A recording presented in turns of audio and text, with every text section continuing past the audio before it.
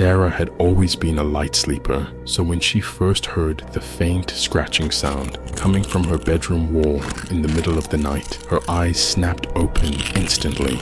She lay perfectly still, straining her ears in the darkness. There it was again, a soft, methodical scraping noise, as if something was gently dragging across the other side of the wall. Sarah's heartbeat quickened. Her bedroom shared a wall with her neighbor's house, but Mr. Jensen was an elderly widower who went to bed promptly at 9 p.m. every night. It was now 3 a.m. according to the glowing numbers on her alarm clock. The scratching continued, growing slightly louder. Sarah slowly sat up in bed, eyes wide as she stared at the wall. A chill ran down her spine as she noticed a long, dark crack had appeared in the pale yellow paint. Right where the sound was coming from, the crack seemed to be spreading. Unable to contain her fear any longer, Sarah bolted from her bed and ran out of the room, slamming the door behind her. She spent the rest of the night huddled on the living room couch, jumping at every creak and groan of the old house settling. When morning came, Sarah crept back to her bedroom, dreading what she might find. But the wall looked completely normal. No cracks, no signs of damage. She ran her hand over the smooth surface, wondering if she had imagined the whole thing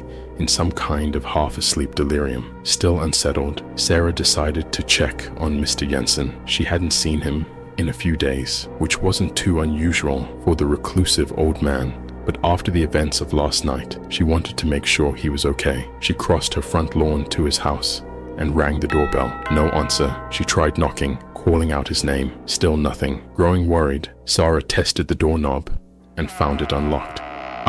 Mr. Jensen, she called out as she cautiously entered the house. It's Sarah from next door. Just wanted to check on you. A musty, unpleasant odor hit her nostrils as soon as she stepped inside. The house was dark, all the curtains drawn. Sarah made her way down the hallway, unease building in her stomach. She pushed open the door to Mr. Jensen's bedroom, and her blood ran cold. The old man lay motionless in his bed, clearly dead for several days based on the state of his body. But it was the walls that made Sarah's legs give out from under her. Every inch of the bedroom walls was covered in hundreds of crudely carved words, all variations of the same phrase, "I see you, Sarah." With trembling hands, Sarah called the police. As she waited for them to arrive, huddled on Mr. Jensen's front steps, she looked up at her own bedroom window next door. A pale, withered face was watching her from behind the glass, Mr. Jensen's face, but his mouth was stretched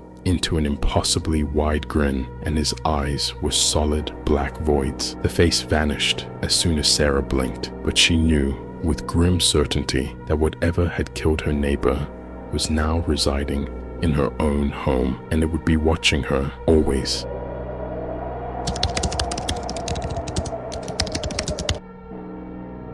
The Warren family was thrilled when they finally closed on their dream home, a charming Victorian in a quiet suburban neighborhood with great schools for their kids. John and Amanda spent weeks preparing for the big move, excited to start this new chapter of their lives. On moving day, they pulled up to the house in their packed SUV, the moving truck right behind them. As John got out of the car, he noticed an odd sight. The next door neighbors were out on their front lawn, just standing perfectly still and staring at the Warrens' new home. It was an older couple and a teenage boy, presumably their son. All three had blank expressions on their faces as they silently watched the Warren family unload their vehicle. John gave a friendly wave, but got no response.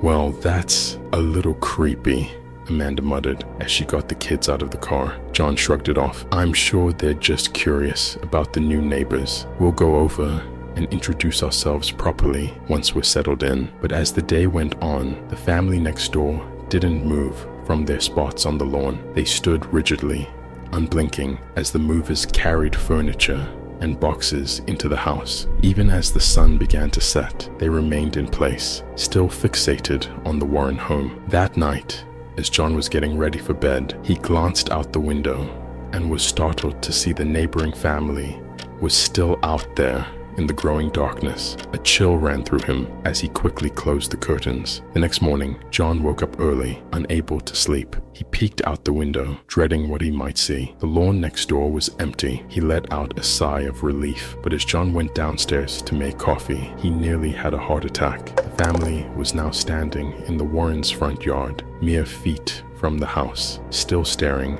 with those unsettling, blank expressions. John rushed to wake up Amanda. "Call the police," he told her in a hushed, urgent tone. "Those people are on our property." Minutes later, 2 police cruisers pulled up. The officers approached the immobile family, asking them to leave the property. When they got no response, one of the officers reached out to tap the older man's shoulder. As soon as he made contact, all 3 bodies crumbled into piles of dirt and dried leaves, as if they had been hollow shells this whole time. The officers were stunned. John and Amanda watched in horror from their living room window. Just then, their doorbell rang, making them both jump.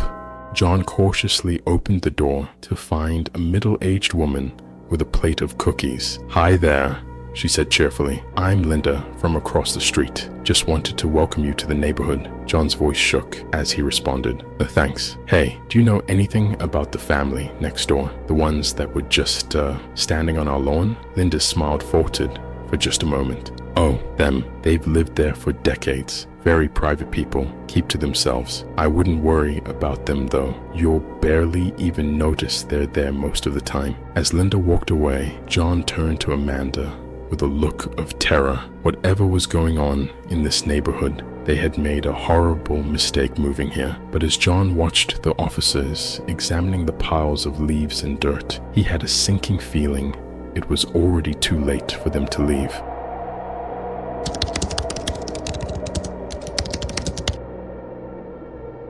When Daniel inherited his grandfather's old house, he was thrilled at the prospect of free housing while he got his fledgling business off the ground. The place needed some work, but overall, it was in decent shape for its age. As Daniel was clearing out some of his grandfather's belongings from the basement, he came across a padlocked door he'd never noticed before. Curious, he found the key and opened it, revealing a small room that looked like it had been used as some kind of living space. There was a cot, a little table and chair, and some shelves stocked with canned goods. Everything was covered in a thick layer of dust. Daniel wondered if his grandfather had once rented out this room to a tenant for extra income. He didn't think much more of it until a few nights later, when he was awoken by a loud thud coming from the basement. Daniel grabbed a baseball bat and crept downstairs to investigate. The basement appeared empty, but he could have sworn he heard shuffling noises coming from behind that locked door. Daniel's hand shook as he unlocked the door and slowly pushed it open. The room was pitch black. He fumbled for the light switch and gasped when the bare bulb flickered on.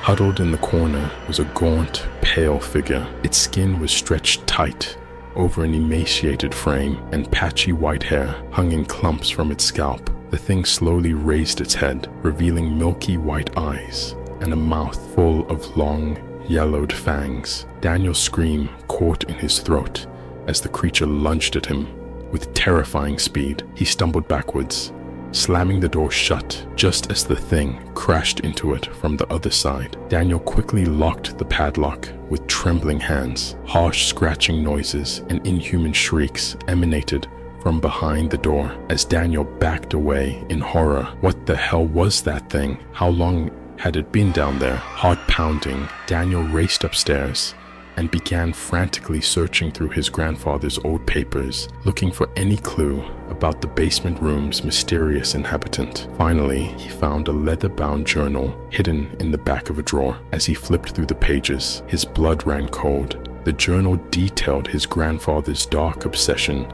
with extending human life through occult means. The final entry, dated just days before his grandfather's death, read, "The experiment was a success, but at a terrible cost. I've created an abomination that can never see the light of day. I've sealed it away in the basement chamber, but I fear that will not hold it forever. May God have mercy on the soul of whoever inherits this cursed house and its immortal prisoner. Daniel's hands shook as he dropped the journal. A blood-curdling shriek echoed up from the basement, followed by the sound of splintering wood. The thing was breaking free. Panicked, Daniel ran for the front door, but skidded to a stop when he saw a hunched, monstrous silhouette already standing there, blocking his escape. How had it gotten out so quickly? As the creature advanced on him, Daniel knew with grim certainty that his grandfather's unholy experiment was about to claim its next victim, and unlike the monster before him, Daniel would not be granted the mercy of death when it was over. The neighbors would soon be wondering about the strange noises coming from the old house next door, but they would never guess the horrifying truth of what dwelled in the basement, or the grisly fate that had befallen its newest resident. As the final screams faded into eerie silence, the horrors that unfolded in these cursed neighborhoods would live on, seeping into the nightmares of all who heard their chilling tales.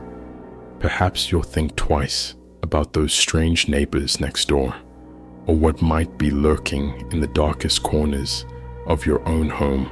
After all, the most terrifying monsters are often hiding in plain sight, just waiting for their next victim to let down their guard.